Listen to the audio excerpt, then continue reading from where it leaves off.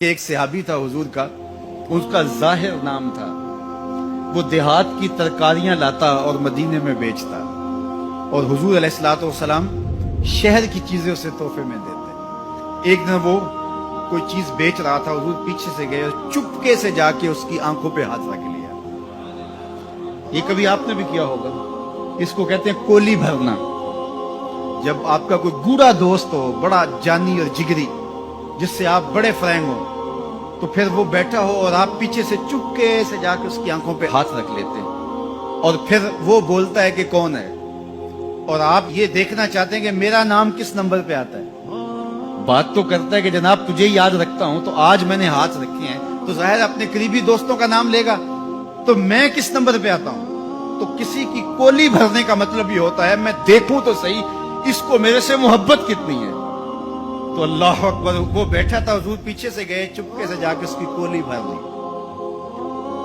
اب حضور کے ہاتھ آنکھوں پہ آئے ہوں اور سینے تک ٹھنڈ نہ گئی ہو، یہ کیسے ہو سکتا ہے؟ اس کو نہ پتا چلا ہو کہ حضور ہے، بلکہ حدیث میں آتا ہے کہ وہ بولتا نہیں۔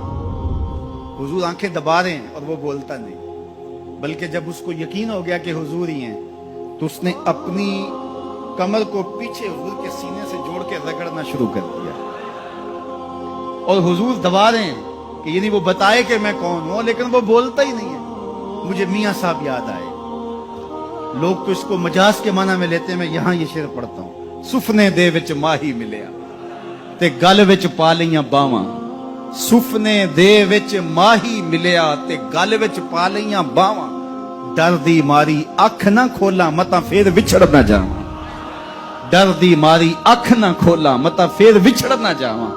تو حضور آنکھیں دبا رہے ہیں اور وہ نہیں بولتا۔ حضور خود ارشاد فرمایا، اس غلام کو کون خریدے گا؟ تو اس نے کہا حضور مجھے کس نے خریدنا ہے، میں تو بہت سستا ہوں۔ فرمایا تو بہت مہنگا ہے۔ اللہ اکبر، تو اللہ کے ہاں بہت مہنگا ہے۔ تو حضور یوں بھی پیار کیا کرتے ہیں۔ تو نام کوئی اور تھا، حضور نے لاٹ سے کہا ذوالیدین، او دو ہاتھوں والے، نام ہی دو ہاتھوں والا پڑ گیا۔ ایک دن کسی نے حضرت ذوالیدین سے پوچھا کہ یہ تو حضور نے لاٹ سے کہا ذوالیدین، لوگوں نے بھی کہنا شروع کر دیا، نام تو تمہارا کوئی اور ہوگا، بتاؤ تمہارا اصل نام کیا تھا؟ حضرت ذوالیدین بولے میرا اصل نام وہی ہے جو حضور نے رکھ دیا ہے۔ ساری زندگی اپنا نام ہی نہیں بتائے، کہا میرا وہی نام ہے جو حضور نے رکھ دیا ہے۔ حضرت سفینہ رضی اللہ تعالیٰ عنہ، اللہ اکبر، سفینہ کس طرح ان کا نام پڑا؟